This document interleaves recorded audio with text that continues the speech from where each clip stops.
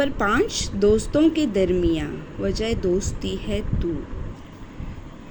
ناصر کاظمی کی شاعری میں عشق، محبت، درد، رنج اور انسانیت کے جذبات کو خوبصورتی سے پیش کیا گیا ہے۔ ناصر کاظمی کی اس غزل میں عشق کا جذبہ گہرا ہے۔ وہ عشق کو ایک ایسی نعمت کے طور پر پیش کرتے ہیں جو انسان کو زندگی میں ایک نیا معنی دیتی ہے۔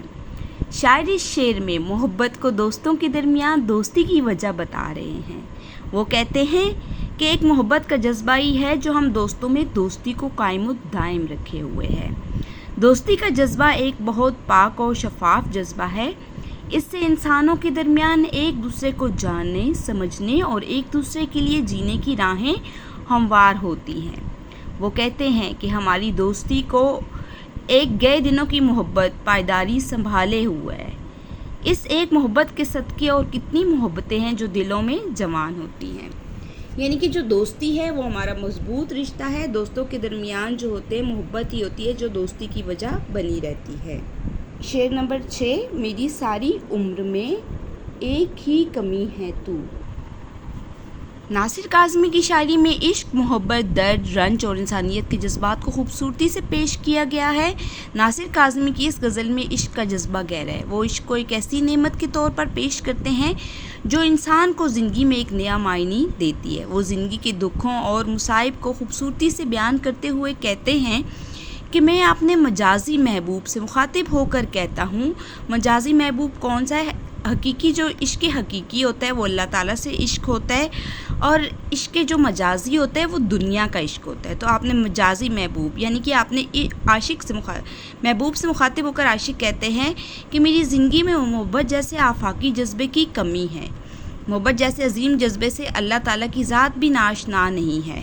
محبت وجہ تخلیق کائنات ہے، یعنی کہ یہاں پر اللہ تعالیٰ کی محبت، یعنی کہ اللہ تعالیٰ نے اپنے محبوب کی محبت میں پوری کائنات تخلیق کر دی تھی، اور اس ساری کائنات میں وہی ہے جو سب سے پہلا محب ہے۔ کون ہے سب سے پہلا محب؟ اللہ تعالیٰ، جس نے اپنے محبوب حضرت محمد صلی اللہ علیہ وسلم کی خاطر چند دنوں میں یہ کائنات تخلیق کی۔ محبت کے جذبے سے آشنا ہونے والا محبوب کے سامنے بس جھک جاتا ہے، بنا دام کے بک جاتا ہے۔ اس لیے محبت میں انا نہیں ہوتی، محبت بے غرض و طلب ہوتی ہے۔ شعر نمبر 7 میں تو وہ نہیں رہا ہاں مگر وہی ہے تو۔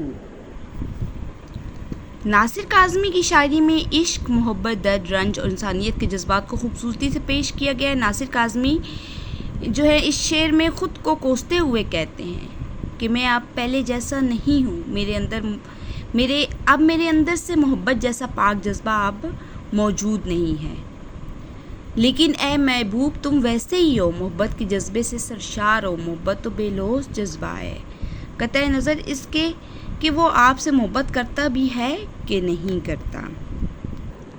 اور اس غزل کا مقطع ناصر اس دیار میں کتنا اجنبی ہے تم، اس میں یہ غزل کا مقطع ہے جس میں شاعر نے اپنا تخلص بیان کیا ہو، اسے مقطع کہتے ہیں۔ تو ہم مقطع کی تشریح دیکھیں۔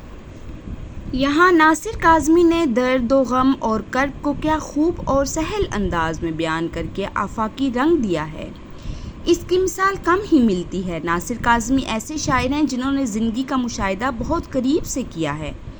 آپ نے سنی سنائی باتوں کو لفظوں کی آغوش میں لے کر اشعار کا جامہ پہنانے سے اعتراض کیا ہے۔ آپ نے زندگی کا بذات خود تجربہ کیا اور جو محسوس کیا اسے غزل کے مخصوص انداز اور لب و لہجہ میں جدید رنگ کے ساتھ بیان کیا۔ یعنی کہ انہوں نے سنی سنائی باتوں پر یقین نہیں کیا بلکہ زندگی کا خود تجربہ کر کے اور جو کچھ محسوس کیا اس کو اپنے لب و لہجہ میں بیان کیا۔ تو شاعر مقطع میں اپنے محبوب سے کہتے ہیں کہ میری زندگی کی ساری رونقیں اور روشنیاں تیرے ہونے سے تھیں، جب سے تو مجھ سے بچھڑا ہے میری زندگی تاریک ہو گئی ہے، سب رونقیں ختم ہو گئی ہیں۔ اب تو میں اپنے ہی شہر میں خود اجنبی محسوس کرنے لگا ہوں۔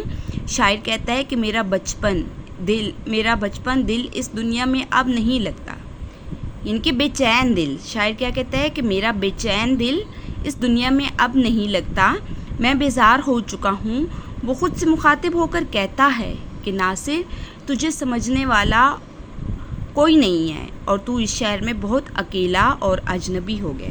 تو شاعر کیا کہتے ہیں اپنے محبوب سے کہ میرے دل کی ساری رونقیں جو تھیں وہ تم سے ہی تھیں، ساری روشنیاں میرے دل کی تم سے ہی تھیں. تو شاعر کا جو محبوب ہے وہ اس سے خفا ہو گئے. کہتے ہیں کہ اب تو میری زندگی تاریک ہو گئی ہے، سب رونقیں ختم ہو گئی ہیں، اب تو میں اپنے آپ کو شہر میں اجنبی محسوس کر رہا ہوں.